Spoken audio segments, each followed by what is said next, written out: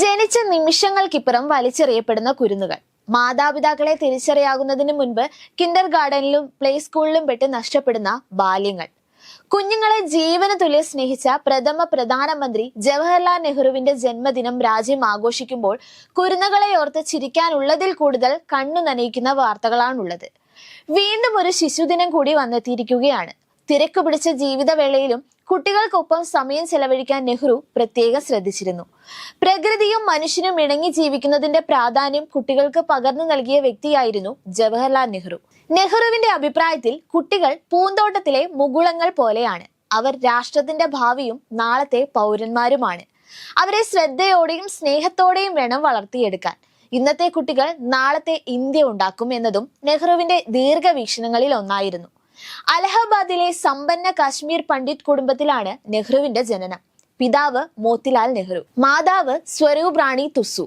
മക്കൾക്ക് മികച്ച വിദ്യാഭ്യാസം നൽകുന്നതിൽ നെഹ്റുവിന്റെ പിതാവ് വളരെയേറെ ശ്രദ്ധിച്ചിരുന്നു. ബ്രിട്ടീഷ് ഇന്ത്യയിലെ ഏറ്റവും മികച്ച വിദ്യാലയങ്ങളിൽ പ്രാഥമിക വിദ്യാഭ്യാസം പൂർത്തിയാക്കിയ ജവഹർലാൽ നെഹ്റു ഇംഗ്ലണ്ടിലെ Harrow school, Cambridge, Trinity college എന്നിവിടങ്ങളിൽ നിന്ന് സർവകലാശാല വിദ്യാഭ്യാസം നേടി. ട്രിനിറ്റി കോളേജിൽ നിന്ന് അദ്ദേഹം ജീവശാസ്ത്രത്തിൽ ബിരുദം കരസ്ഥമാക്കി. തുടർന്ന് ലണ്ടനിലെ ഇന്നർ ടെമ്പിളിൽ നിന്ന് നിയമപഠനം പൂർത്തിയാക്കുകയും 1912 ബാരിസ്റ്റർ പരീക്ഷ വിജയകരമായി പൂർത്തിയാക്കുകയും ചെയ്തു. പഠനകാലത്ത് നെഹ്റു യൂറോപ്പിലെ വിവിധ പ്രദേശങ്ങളിലൂടെ യാത്ര ചെയ്യുകയും അവരുടെ സംസ്കാരത്തെ അടുത്തറിയുകയും ചെയ്തിരുന്നു. 1916 മാതാപിതാക്കളുടെ താല്പര്യപ്രകാരം കമലയെ വിവാഹം കഴിച്ചു. 2 വർഷത്തിനു ശേഷം അവർക്കൊരു മകൾ പിറന്നു. അവളെ അവർ ഇന്ദിര എന്ന് വിളിച്ചു.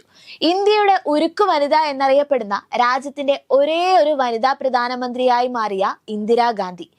ചാച്ചാജിയെ നവഭാരത ശില്പി എന്നും വിശേഷിപ്പിക്കാറുണ്ട്.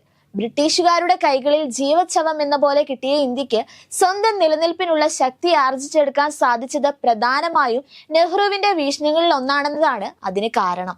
സംഘടനാ സ്വാതന്ത്ര്യം, മതസ്വാതന്ത്ര്യം, ജാതി, മതം, വർണ്ണം എന്നീ വേർതിരിവില്ലാതെ നിയമം സമത്വപൂർണമായി നടപ്പിലാക്കുക, കർഷക താല്പര്യങ്ങൾ സംരക്ഷിക്കുക, തൊട്ടുകൂടായ്മ, തീണ്ടിക്കൂടായ്മ എന്നീ ദുരാചാരങ്ങൾ ഉന്മൂലനം ചെയ്യുക, വ്യവസായങ്ങൾ ദേശാത്കരിക്കുക, മതനിരപേക്ഷ ഇന്ത്യ സാക്ഷാത്കരിക്കുക എന്നൊക്കെയായിരുന്നു നെഹ്റുവിന്റെ ദർശനത്തിലുള്ള ഭാവി ഇന്ത്യ.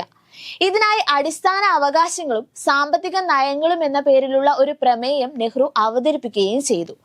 1947 ഓഗസ്റ്റ് 15 സത്യപ്രതിജ്ഞ ചെയ്ത് അധികാരമേറ്റ നെഹ്റു 1964 വരെ ഇന്ത്യയെ നയിച്ചു.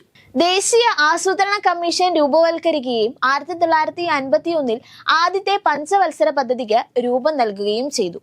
കുട്ടികളിൽ പോഷകാഹാരക്കുറവ് നികത്തുന്നതിനായി ഭക്ഷണവും പാലും സൗജന്യമായി നൽകുന്ന പരിപാടിക്ക് അദ്ദേഹത്തിന്റെ ഭരണകാലത്താണ് തുടക്കമിട്ടത്. ഗ്രാമങ്ങൾ തോറും ആയിരക്കണക്കിന് വിദ്യാലയങ്ങൾ നിർമ്മിക്കുകയും പ്രാഥമിക വിദ്യാഭ്യാസം പൂർണ്ണമായും സൗജന്യമാക്കുകയും ചെയ്തതിലൂടെ വിദ്യാഭ്യാസ മേഖലയിൽ അദ്ദേഹം വിപ്ലവകരമായ ചുവടുവയ്പ്പുകളാണ് നടത്തിയത്. 1955 രാജ്യം ജവഹർലാൽ നെഹ്റുവിനെ ഭാരതരത്ന പുരസ്കാരം നൽകി ആദരിച്ചു. 1964 മെയ് 27 കുട്ടികളുടെ പ്രിയ ചാച്ചാജി ഈ ലോകത്തോട് വിട പറയുന്നത്. ഇന്ന് ഏകദേശം 117 രാജ്യങ്ങൾ പല ദിവസങ്ങളിലായി ശിശുദിനം ആഘോഷിക്കുന്നുണ്ട്. നവംബർ 20 അന്തർദേശീയ ശിശുദിനം ആചരിക്കുന്നത്. ജനീവയിലെ അന്തർദേശീയ ശിശുക്ഷേമ സംഘടനയുടെ മേൽനോട്ടത്തിൽ 1953 ഒക്ടോബറിലാണ് ലോകത്താകമാനം ശിശുദിനാഘോഷത്തിന് തുടക്കമിട്ടത്. അന്തർദേശീയ ശിശുദിനം എന്ന ആശയം ആദ്യമായി മുന്നോട്ട് വെച്ചത് കേന്ദ്ര വിദേശകാര്യ മന്ത്രിയായിരുന്ന മലയാളിയായ VK കൃഷ്ണമേനോൻ ആയിരുന്നു.